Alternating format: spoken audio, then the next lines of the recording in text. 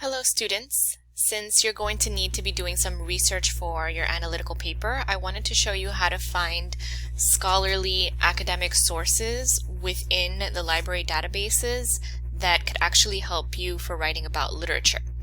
So let's take a look and see how to do that. You're going to access the library from Blackboard, and then click on A to Z database lists. This is the same process you would use for any paper. And here you have your list of databases. Let's just start with this first one.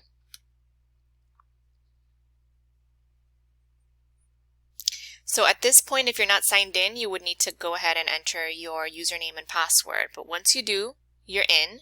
And then here's the key, because there are so many different databases. A lot of them tend to focus on journals that are scientific in nature, and you guys are writing about literature, so this is more humanities. So you want to limit the databases you're searching in to the ones that are most likely to have the kinds of sources you want.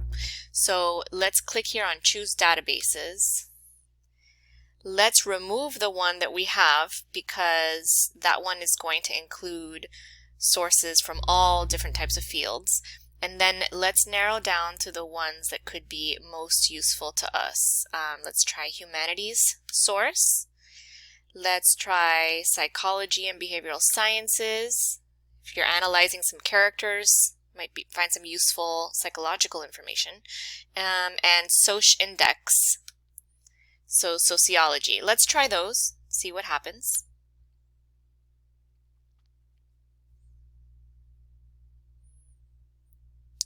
Okay, so we're in this general search. We want to go back to our advanced search.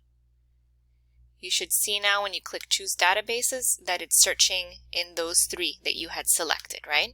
So make sure, as always, to scroll down, mark full text and scholarly peer-reviewed journals. So these are the peer-reviewed ones, the ones that you know are academic. Okay, so two options. You can be looking up articles that were written about the literature that you're writing about, or articles about some aspects that you're analyzing. So let's try the literature first, and I'm doing this in real time. I don't know what I'm going to find. So let's say you're going to write about A Doll's House. So let me just start by writing A Doll's House, hitting search. Okay, I see I have 78 articles here, and if I start scrolling down to look at some of the titles, A Cultural Materialist Approach to Gender Relations in Ibsen's A Doll's House. Okay, so right there, that seems like it's directly about the play. A Doll's House Conquered Europe, Ibsen, His English Paradise, and the Debate over World Drama. Conversation Analysis, Speech Acts in Ibsen's A Doll's House. So you can see these are all relevant. Now, they may not all be specifically about the aspects of the play that you want to deal with, but you can start doing some exploring. If you were to go through this and start to find that there are articles that say A Doll's House, but it has nothing to do with the play, it's just something else that has that phrase in it, you can always add "and Ibsen," let's say the author, right? And then you're guaranteed to exclusively get articles that say both A Doll's House and Ibsen in them, right? If you wanted to try to narrow it down even a little bit further and say you're trying to deal with gender issues, gender roles, etc. Let's just go with gender for now. And let's see, that's narrowed it down to 25. Oh, it was already 25. Okay, so this has narrowed it down even further. I only have 6 articles for this. So you can kind of play around with it and see what you find. As always, you're going to open the PDF article. I like to open it in a separate tab. And then you can just kind of read the abstract on its own to see if this really is a useful article for your paper. And if it looks like it's going to be useful, you don't necessarily have to kind of read through all of it now. In fact, you're probably never going to read all of this. You're just going to then skim it, looking for bits and pieces that would be useful for you in your paper. So once you do that, then you can email it to yourself. Actually, even before you skim it, you could just read the abstract, and if you're like, oh yeah, that's going to be a good one, then you click on the little envelope button right here, type your email address here, subject, make sure PDF is checked and hit send, and then you will receive this article. In addition to that, you can click on citation format and choose APA. That way when you send it, it will send you the article, but it will also send you the APA reference that you could put in your references page. Okay, so that's how you would actually access and send yourself an article. Let's try with, let's say you're looking up something on Desiree's baby. Obviously, let's remove these guys.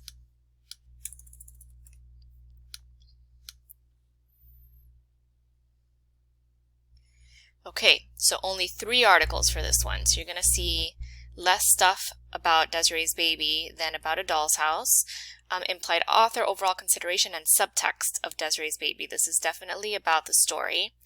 Fear and desire, regional aesthetics, and colonial desire in Kate Chopin's portrayals of the tragic mulatta stereotype.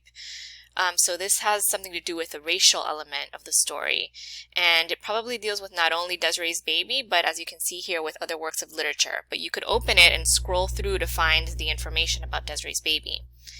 A matter of behavior, a semantic analysis of 5 Kate Chopin stories, so Desiree's baby would be within there. So depending on what you're writing about regarding that story, one of these articles may or may not have information that's useful to you. But you can take your time with that. But obviously, if you're writing about Desiree's baby, you're also writing about Story of an Hour. Again, I don't know if there are any articles about it. Let's see.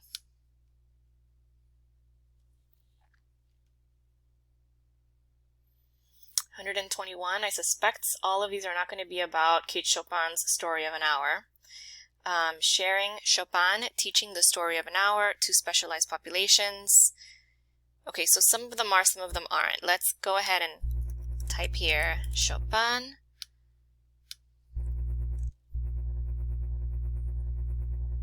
Okay, there you go. We narrowed it down from 121 articles to 2. So these are the ones that are actually about the story.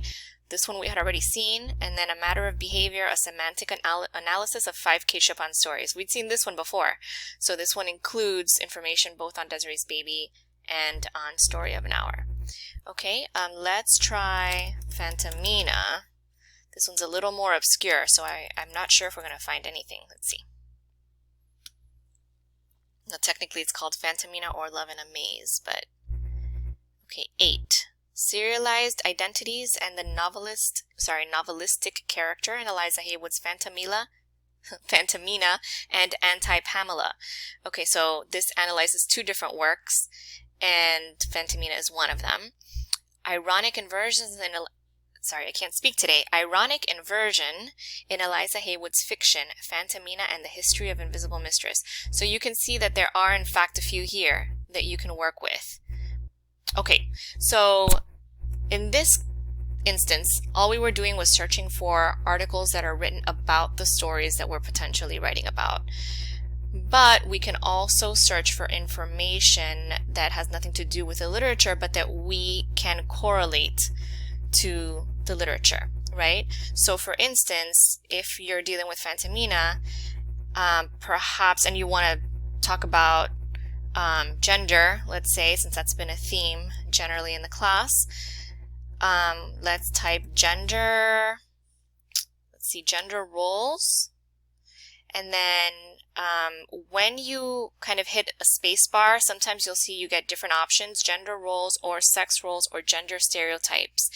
It's a good idea to do that because then it'll pick up articles that say it this way or that say it this way or that say it this way, because they mean more or less the same thing, right? So you won't be missing out on anything. Now obviously we can't just stick with that because that could relate to gender roles in any time, any place, etc. So let's try England, which is where this is set. It says or Britain or UK or United Kingdom or Great Britain. Let's try all of those. And then let's try the time period. So this would be the 1700s. Oops. But the 1700s is also referred to as the 18th century, or it could be spelled out 18th century. So let's try all of those options and hit search. Okay, so 36 articles. It is caused of the woman's part or of the man's part, the role of gender in the diagnosis and treatment of sexual dysfunction in early modern England. That's interesting. I could imagine potentially applying this to Phantomina in some way, although I'm not certain. I'd have to look at the abstract. A decade in the life of Elizabeth Harvey of Taunton. Okay, that's very particular. That one probably wouldn't work. Men making home, masculinity, and domesticity in 18th century Britain. Okay, so you can see that some may work, some may be a little too far off. Something you can try as well is select a field and click title. So now this will ensure that one of these terms appears in the actual title of the article. So we only have 36, so I don't know if this will narrow it down to 0, but let's see. Okay, 3. So this first one that we had looked at, gender at stake, the role of 18th century London clubs in shaping a new model of English masculinity. That sounds interesting. This doesn't mean dance clubs, different type of club. Gender in 18th century England, roles, representations, and responsibilities. That one's a book. This could actually be quite useful. So in any case, you see how you can play with it, right? Let's say that instead of gender roles or sex roles, etc., that you're looking at, you know, the idea of sex. Let's just go with that for now.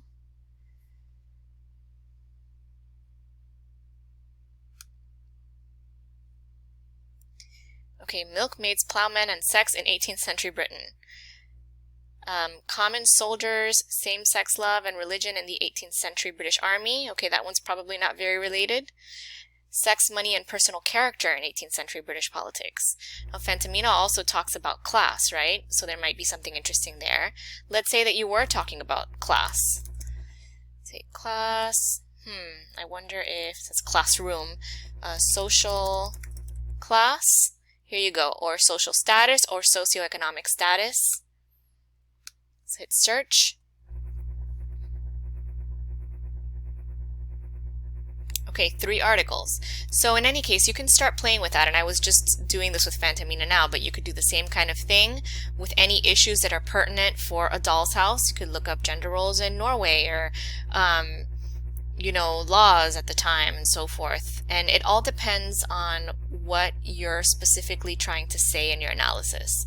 So you have to do some thinking about what's going to work to search for there. I do want to see in your papers, since you need a minimum of 3 sources outside of the actual literary works, you can take 1 or 2 of them from the web if you'd like to, as long as they're .org, .gov, or .edu. But I need to see at least 1 of them come from the library databases. If you want all 3 of them to come from here, that's not a problem for me. But I do want to see a variety of sources that are about the literary text and sources that are not about the literary texts, that they are about, let's say, social class in the 1700s in England, right? Now you could do 2 and 1 or 1 and 2, it's up to you, but there should be a variety of those different types of sources. So I hope this is helpful. As always, you can reach out to me if you have any specific questions. Good luck.